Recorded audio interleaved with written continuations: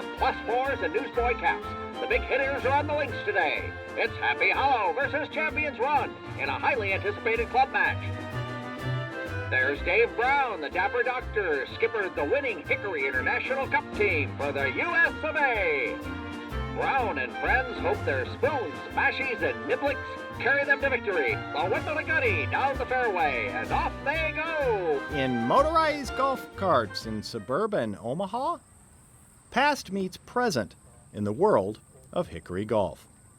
Well, Hickory golf kind of brings us back to our roots of the way the golf was back in the 1800s, early 1900s.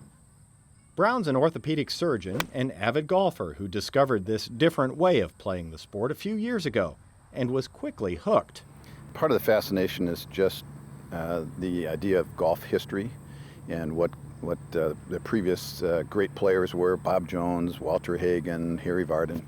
So many of us started out as golf collectors. We'd collect clubs or we'd collect old golf balls. And then one thing led to another, and pretty soon we're trying to play these sticks. My favorite club, the one I will not give up, I have a Benny. Oh, really yeah. White. But the Benny has like a little different notch out of the head. Those are neat. Some of the clubs they talk about are a century old, with names like Mashie and Niblick. Today, they're being used in a small, low-key Hickory golf competition between teams from 2 Omaha courses. Most dressed for the event in the style of Hickory-era golfers. They're fun to wear. You know, it's funny, sometimes when you dress up, you play better. The 8 players also share similar stories of passionate golfers looking to the past for a new challenge. Hap Pockrass once wore a college golf uniform. Golf just kind of got a little stale for me here the last few years, and I was discouraged because I wasn't able to compete like I wanted to. I was introduced to Hickory golf, and at first I turned my nose to it like most until I finally tried it, and I was hooked pretty much immediately. Probably just the history of the game,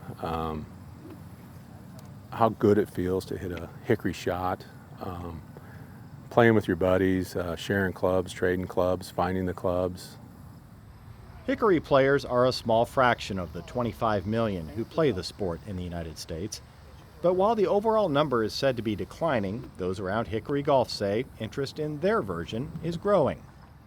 10 years ago, nobody was playing Hickory, and now we'll have 10 or 12 guys. And it's pretty common in many of the private clubs around town where guys, typically more mature guys like myself, that'll play these old sticks just for a different method of golf play. 41.8 or thereabouts. And that interest has helped spur a little growth industry in Omaha.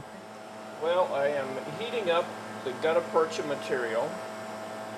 Joe Manley retired from teaching music. Now he makes balls for McIntyre Golf. Dave Brown started the small company, which makes golf balls like those that were played in the Hickory era. In this case, the pre-1905 Gutty. The recipe starts with cooking the tree-based raw material in 180-degree water.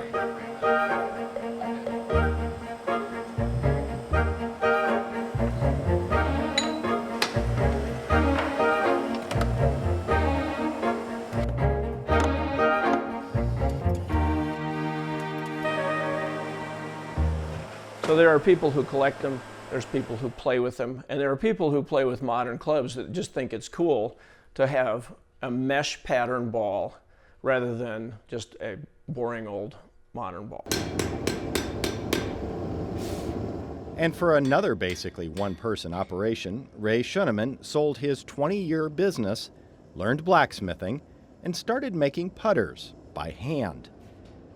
No one has done this, as far as I'm aware, for probably 85 years. And I read a couple books on it, and I thought, you know what? I'm going to try this. I'm going to see if I can do it. It starts with a chunk of steel in a 2,300-degree forge, then a couple thousand wax with a heavy hammer.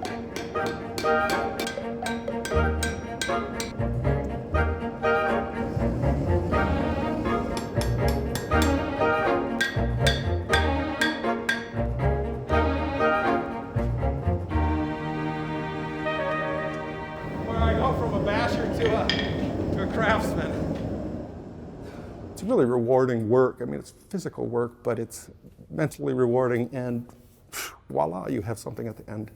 You take a bar of steel and you turn it into something like this. This is just the beginning of a golf club. Playing with the old equipment can be challenging. You don't make a good swing, and the bad shots are a lot worse. Magnified 100 times. Yep. So you just have to accept it and move on and forget about it. These players also use modern clubs at times. The difference, they say, is just a few strokes and some distance, especially off the tee. But if you get their shafts right, the wooden shafts right, you can swing them just like a regular swing. I do anyway. In a modern era plentiful with swing experts and high-tech analysis, Pockrass says Hickory golf is more about keeping things simple. With the Hickory golf and the style of play that you partake with Hickory golf, the shafts are built in a way that it's really very much feel. And what I mean by that is closing your eyes and swinging a club and just getting a sense of where the club is at all times, and that feel there is what's most important. It's also about how they feel when using century-old equipment and clothing. To be able to bring these old clubs and this old equipment into play, it absolutely draws you the connection. It draws that connection to where the game began and why we're here enjoying it today. I think it's because it connects people to the history, to the long history. There's not many sports, archery and horse riding and so forth, that have a 500-600 year history. So to be able to connect to that as a participant of any activity or sport, I think is pretty special. It feels a lot different. It's great, actually. I come out here, and a bad Hickory day is still a really, really good golf day. And you can always blame this old golf club for the bad shot.